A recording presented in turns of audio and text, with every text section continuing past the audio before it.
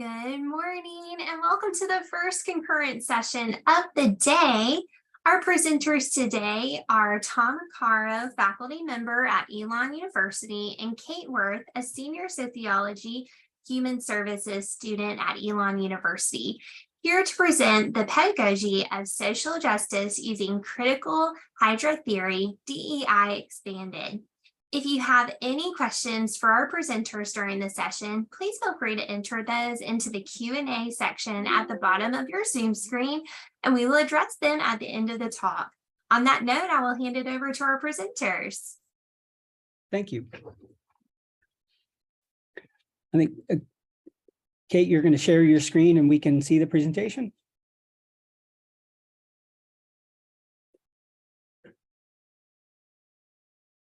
So welcome, everyone.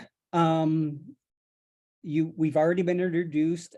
Kate is a student of mine and is she'll tell you something about herself, but she is a member of a social justice oriented program here at Elon University. And so she's particularly appropriate for this presentation. So who are we? Kate. Thank you. Kate, why don't you introduce yourself first? Sure, thanks. Hi, everyone. My name is Kate Worth, and I'm one of Dr. Caro's sociology students. I'm also majoring in human service studies at Elon. I'm from Raleigh, so born and raised in North Carolina. And I've really enjoyed getting to really take a deep dive into reflecting on my identities and privileges through my majors and through my work with Dr. Caro. Yeah, thank you, Kate. You can see my positionality statement up there on the left. I have been working on social justice issues my entire career. I'm past president of the Association for Humanist Sociology and a longtime member of that organization, which has focused on examining and interrogating social justice issues. So this presentation is a logical outgrowth of where I've been my entire career. So Kate, if you can back up to the first slide just for a second.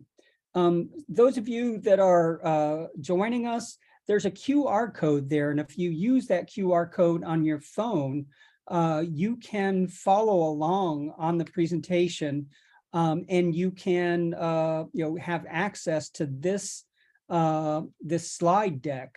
In fact, we are making this slide deck available to everyone.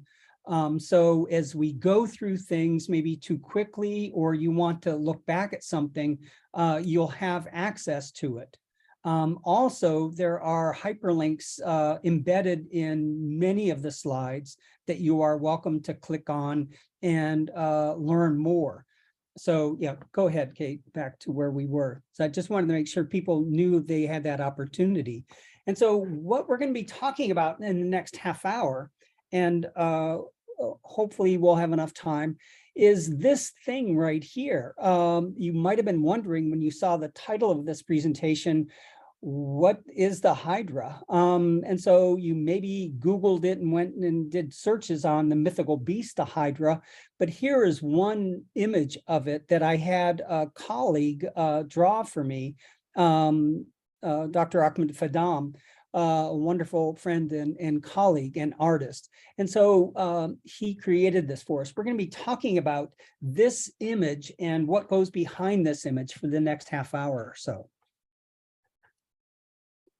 So let's, here's some of the things we're going to be talking about. We're going to be talking about what is being threatened right now in all over the United States, but certainly in Florida and Texas, with legislation being put through that essentially begin to re-marginalize some groups or deepen the marginalization of other groups.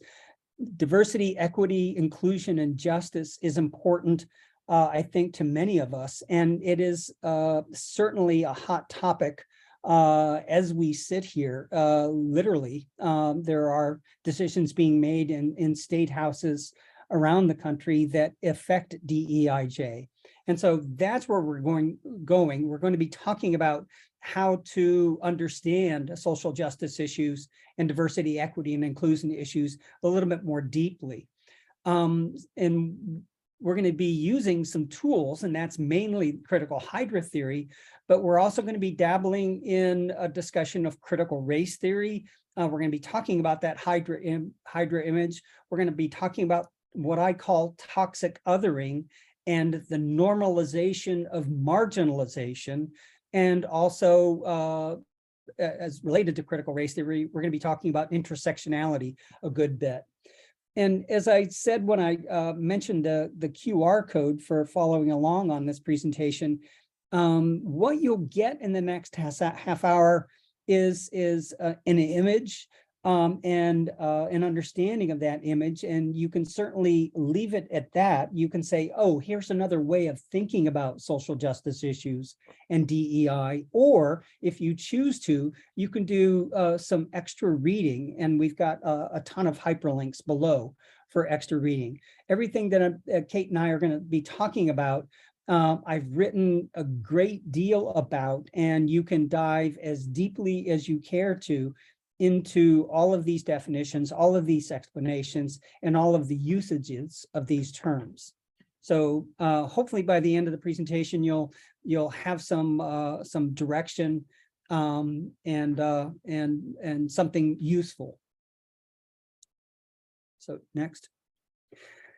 Yeah, this slide I'm just going to leave up for a second because I've already said where we're headed.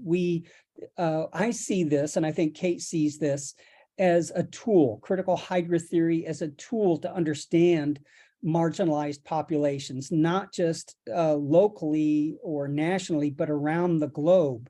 My particular background is in humanitarianism and humanitarian studies. I've been researching the humanitarian sector for a couple decades now.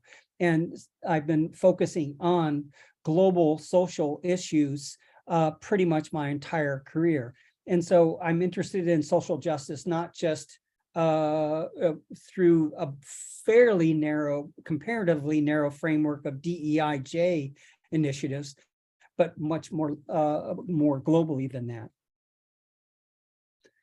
And so where does this Hydra model come from? Let me give you a little background, and I think it's important to understand this background to get a sense of how the idea developed.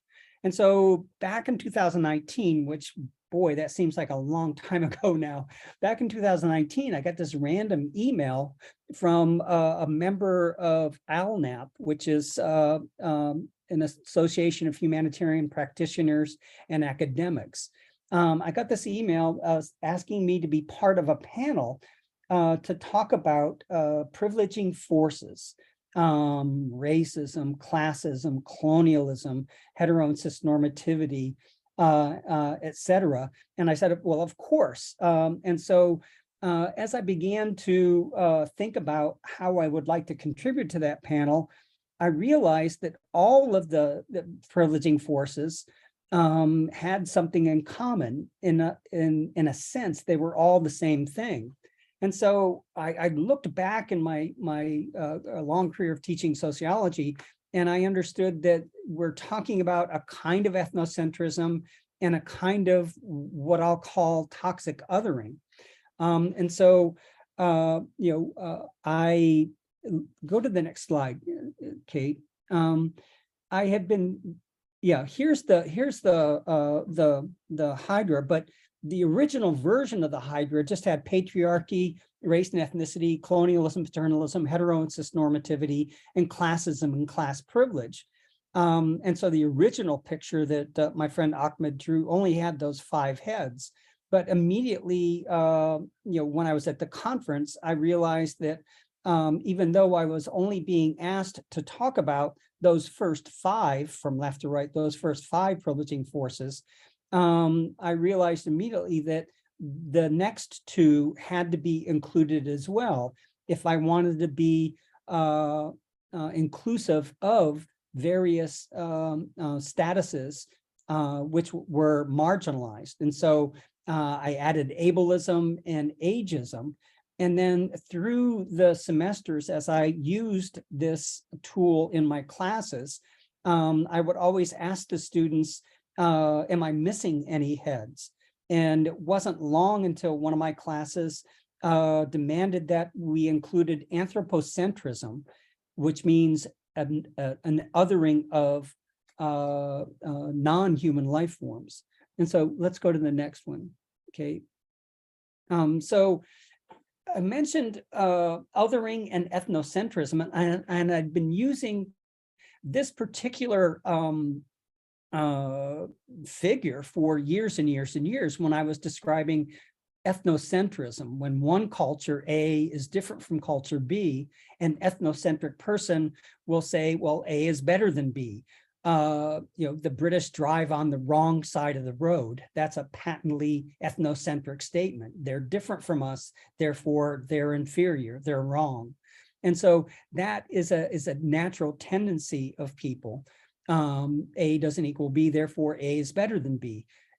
If you want to look at a definition of cultural relativism or normal othering, it would be A doesn't equal B, therefore A doesn't equal B. And so othering is the same thing as ethnocentrism. A doesn't equal B, I'm different from you, therefore I'm better than you, right? My gender, my race, my geographical location, etc. And so that is the concept of othering. But next slide, okay. But here's the differentiation between normal othering and toxic othering. Normal othering is when A doesn't equal B, therefore A doesn't equal B. I've just defined that as another way of saying cultural relativism, but it's also what I would call normal or non-toxic othering. Kate is different from me. She's younger, she's female presenting. We are different. One isn't better than the other or superior to the other. We are just different. Differentiation is normal othering or non-toxic othering.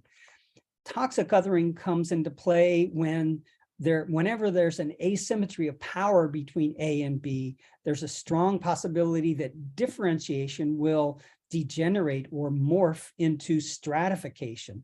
A doesn't equal B, therefore A is better than B. That's toxic othering. Another phrase for toxic othering is the normalization of marginalization. Toxic othering is the process of normalizing the marginalization of that other group, treating them in an inferior way. And so, Kate, if you can back up to the slide where I introduced the history of this. Yeah, when I was teaching my intro to SOS classes over the years, I had used that ethnocentrism discussion frequently.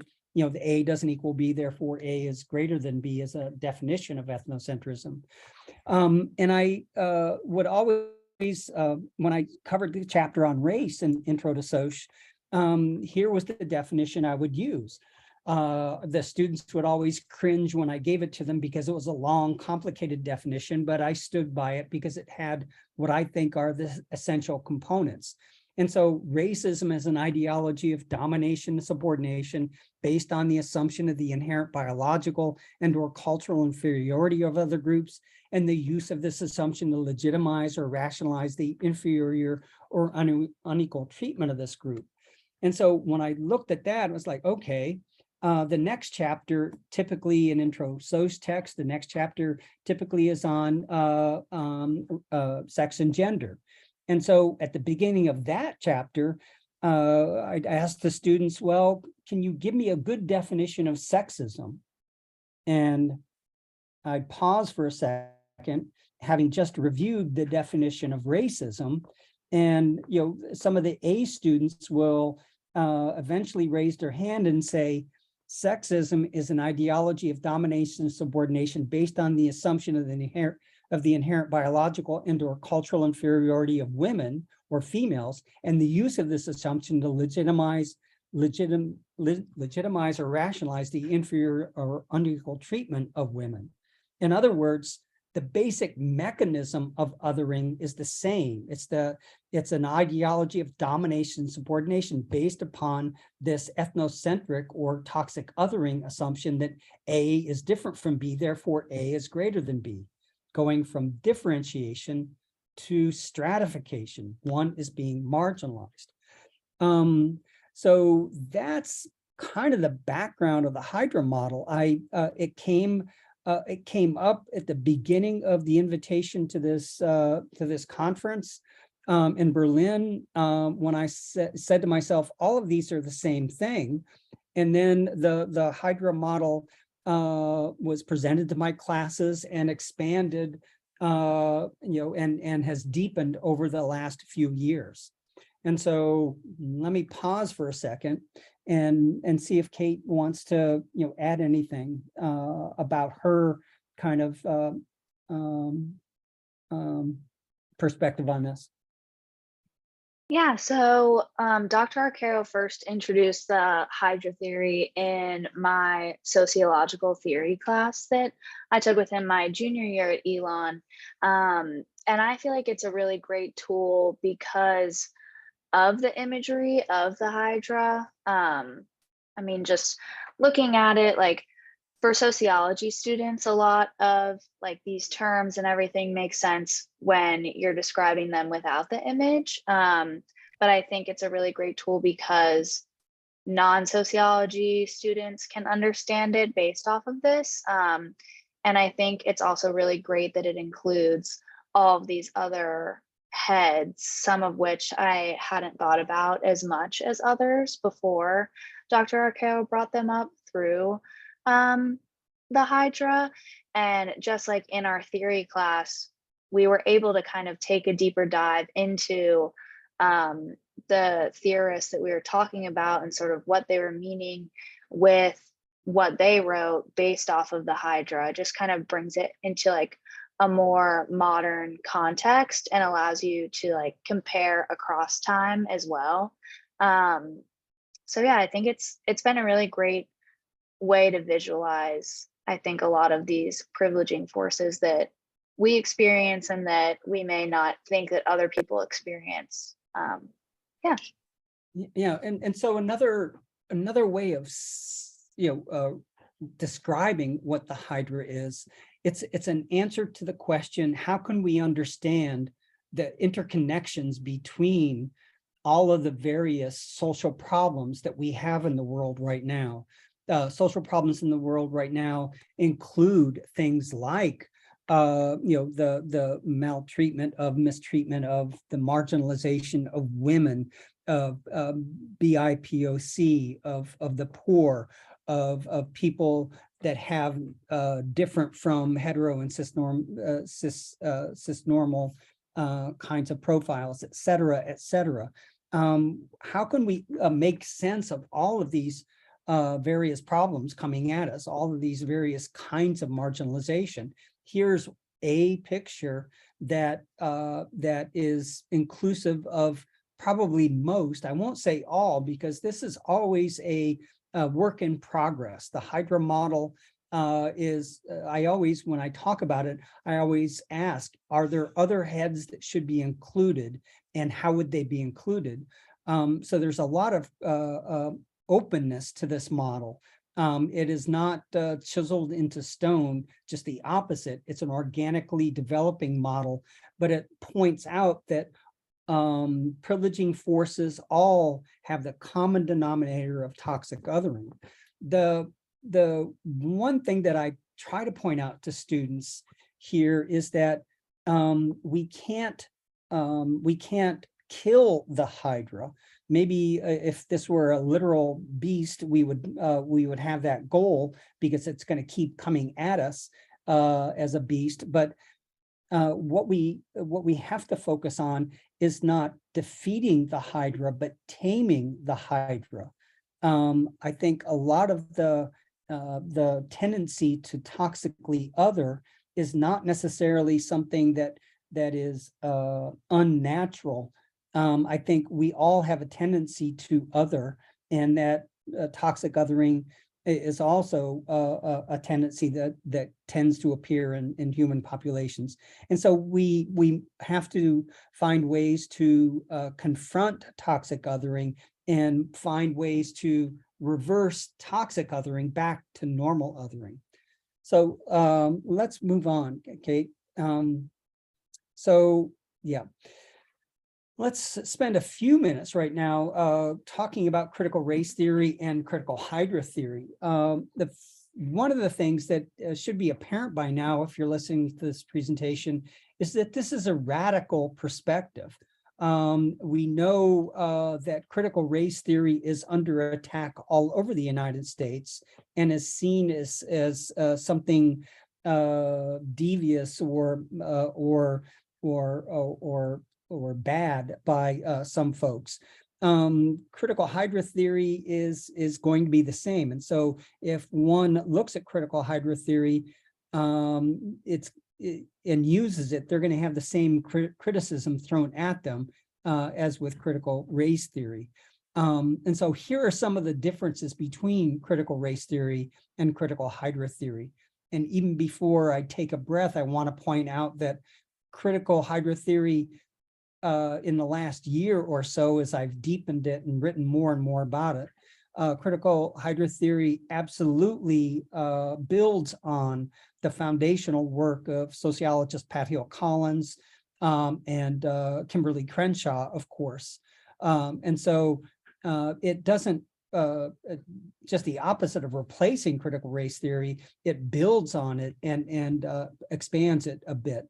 And so critical hydra theory tends to look at things, look at how marginalization has been entrenched in all societies in all aspects, laws, policies, norms, all the social structure, including art, including sport, including music, including all the aspects of the culture.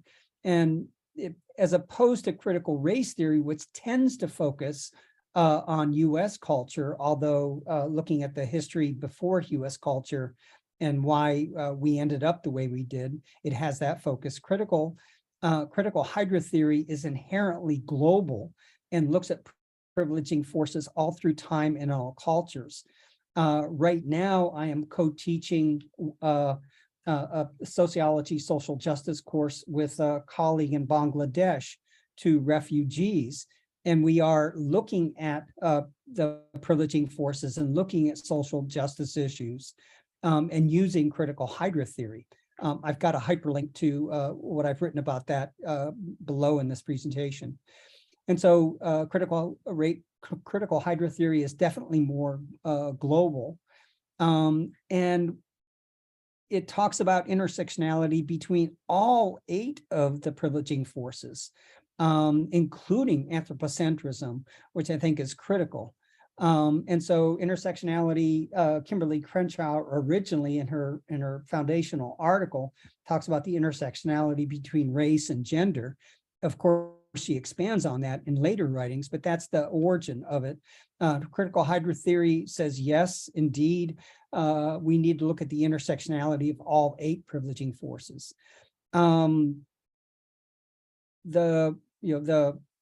Critical race theory, again, in its more modern form, focuses on a lot of marginalizing forces. Critical hydra theory does that, and it adds this again, what I'm stressing in number 5, this anthropocentrism. And so critical race theory is foundational. Critical hydra theory builds on it and expands it, and allows students looking at it to ask even bigger questions about history and about what's happening around the world. Kate, we talked about this a good deal in theory class. Can you expand on that just a tiny bit? How critical hydra theory expands on critical race theory? Yeah, so I feel like you really touched on a lot of it, but for our sociology theory class, we had to write weekly blog posts. And a lot of the times, Dr. Arcaro would ask us to connect what we were reading from sociology theorists to the Hydra theory, and kind of look at it across time and look at it from this global perspective and pull in current like news stories, and really expand our thinking to consider all of the different heads of the Hydra. One of the And things it I also, did, yeah. yeah, well, one of the things that I'm not sure you're remembering this, and maybe I'm remembering it wrong, Kate, but I did this I think in your theory class, but maybe it was the next year where I got this this thrust. In our class, we always talk about Marx, of course. In a social theory class, you have to excuse the train. We have to talk about Marx, which means talking about capitalism and talking about neoliberalism. And especially as we talk about all the social justice issues, one of the questions always raised in a theory class is how do social justice issues get impacted by capitalism? Does capitalism make sexism worse, for example? Does it make racism worse?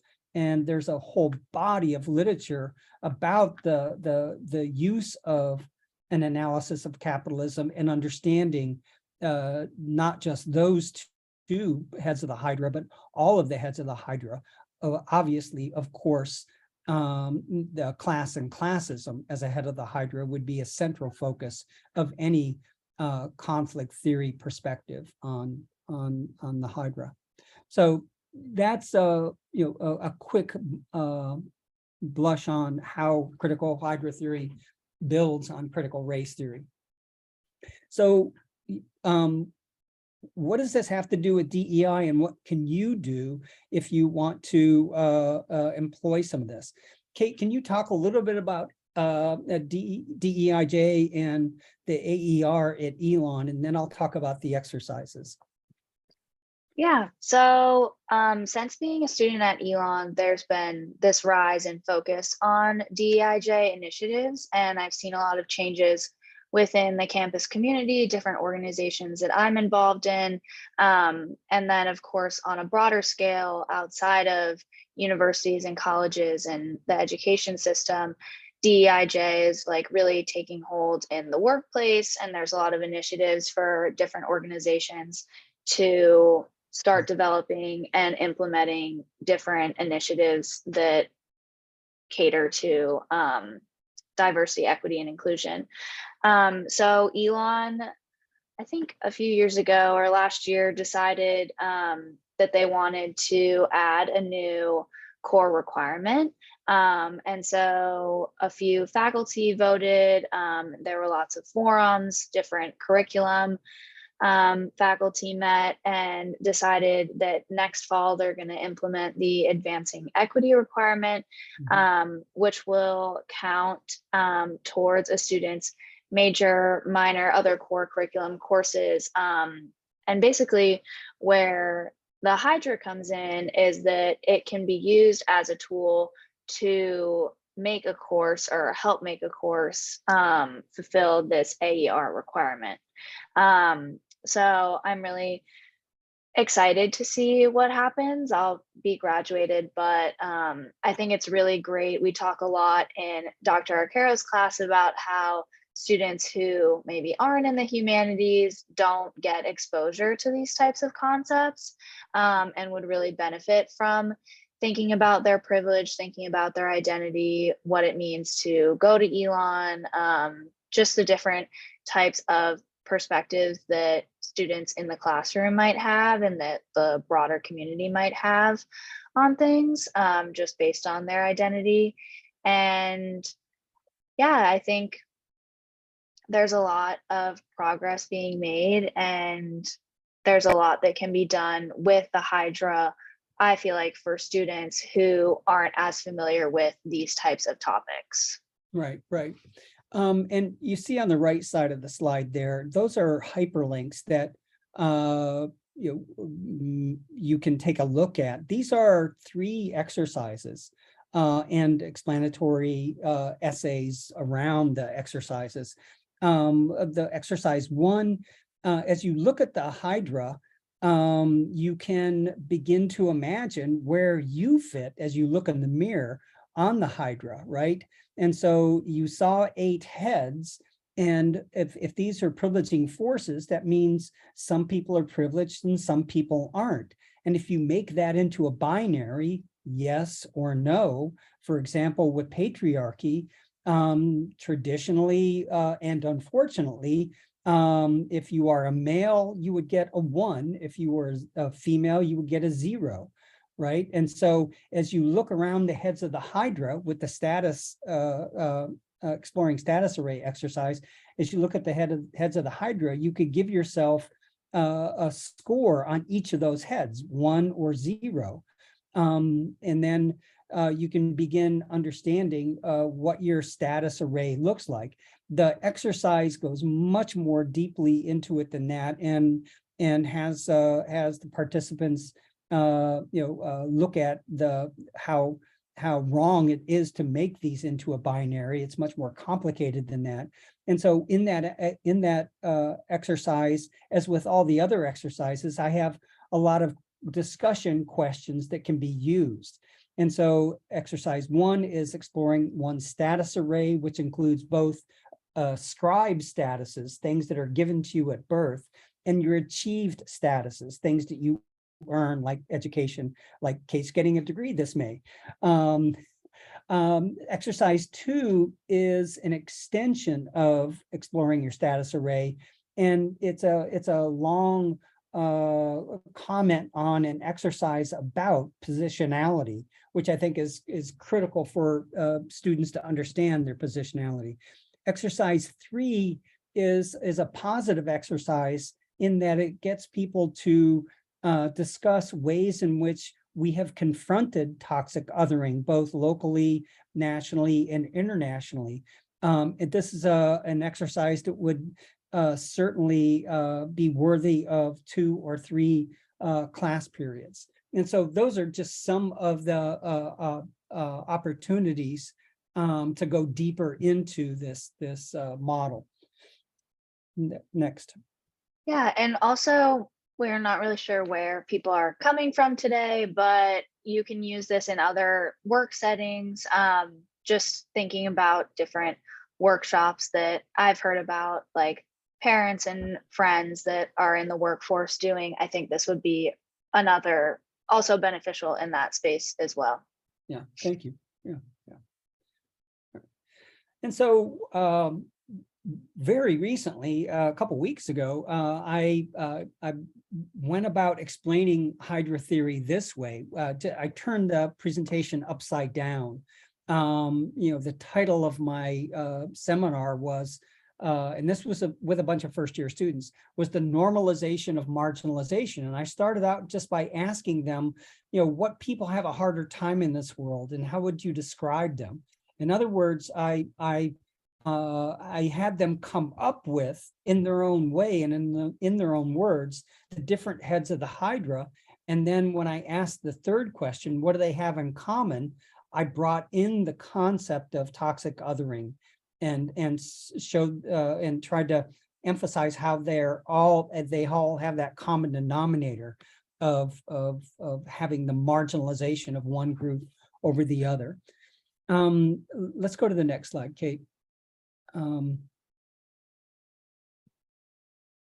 So you've been, hearing all kinds of things about this Hydra theory. Here are a bunch of sources that you can click on any of these at your leisure, and you can dive more deeply into this critical Hydra theory. Next.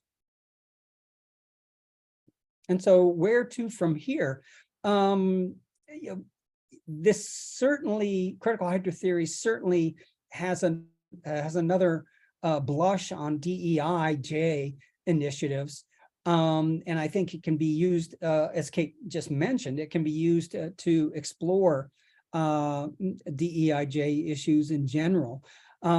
What I have experienced here, and I think Kate has been a good spokesperson for this, what I've experienced here at Elon is that students grasp the initial concept fairly quickly, and they find it can be useful in bringing together what seems like a chaotic series of social justice issues. It brings them together and adds a level of coherence that isn't available easily in other ways of looking at it.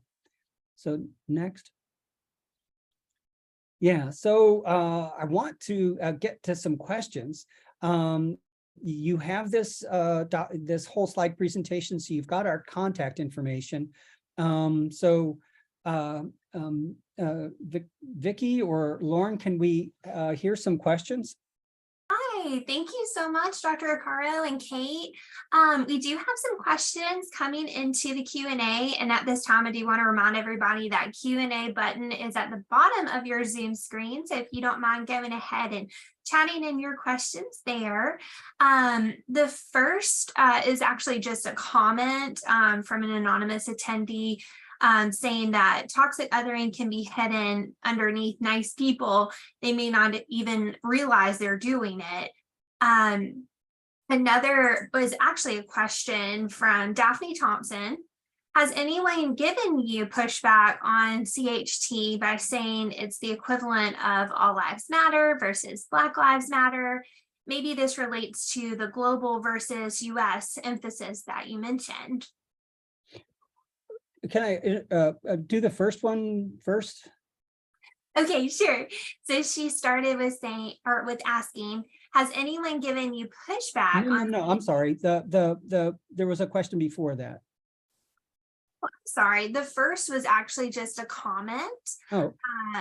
Saying toxic othering can be hidden underneath nice people. They may not even realize they're doing it.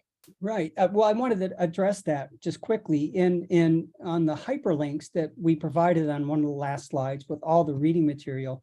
I talk about that a great deal when I talk about microaggressions and microaffirmations.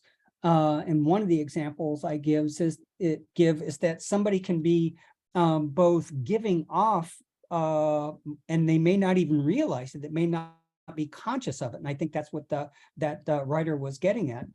They might not be aware that they are doing microaggressions or doing microaffirmations. The other part of this is the quotation from Paulo Freire in Pedagogy, the Oppressed, where he points out that we are all simultaneously oppressed and oppressors, some of us much more oppressed than others. And part of the insidiousness of oppression is that we don't realize it when we are doing it. And in some cases, we don't realize it when we are the victim of it. And so, yeah, all of these things, I talk about the nuances and subtleties of a lot of these privileging forces. And so I agree with that comment, 100%. In terms of the Thompson question, I have thought long and hard about that, and I've written a bit about that in some of my blog posts. The answer I've gotten from the African American Policy Forum and the answer I've got from people here at Elon that are leading DEIJ initiatives is that the short answer to that is just the opposite of pushback. There has been a welcoming of an allyship, basically making the point that the more tools, the better, which was the premise of this whole presentation. This isn't a replacement of other ways of thinking about or other tools to address DEIJ. It is not a replacement. It's just another tool that can be picked up. The picture of the Hydra can be used to introduce students to how all these things have the common denominator, and they can all be seen in one glance. Thank Kate, you. Do you have anything to add to that? I don't think so. I think I've kind of touched on earlier in the presentation how like the whole visual component of the Hydra is really helpful. And I think you said it very well. Like it's just another tool to kind of add to the mix and be used in addition to a lot of other really important tools and theories and definitions that other people have created and brought up. Right. And Victoria, I see the next question. Can critical hydra theory be used alongside intersectionality theory? And I would say just very quickly that I don't think you can do critical hydra theory without using intersectionality theory. I've got a long essay where I talk about the interweaving of racism, classism, and patriarchy.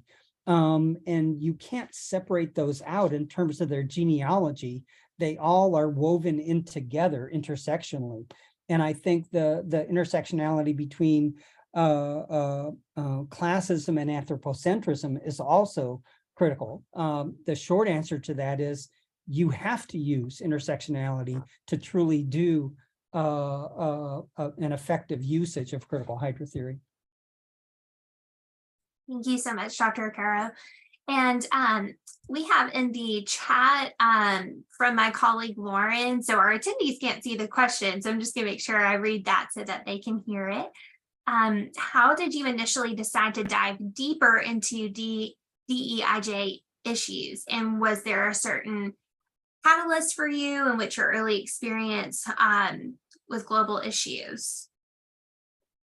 Well, the DEI issues have only, and I'm an old guy, DEI issues have only been labeled DEI and DEIJ issues in the last, I don't know, couple, 3 decades, which for some of the people that I'm looking at on the screen right now is an entire lifetime. But I've been looking at these things my entire career. Diversity, equity, inclusion have always been kind of baseline themes of humanistic sociology. They have only been recently, put in those terms. And so I've been talking about this stuff my entire career, and I've always been from my very first experiences as a faculty person. I've always been pushing what I consider social justice issues, and only recently has the rest of the academy kind of put these in a more formal and structured response with DEI initiatives, and now more recently DEIJ initiatives. And so this has always been a flame that has been burning inside of me from my early youth, when I grew up in abject poverty and felt the marginalization of others. I think that if I'm reflecting on my own personal history, I think that's part of the origin of my desire to understand and to respond to social justice issues generally.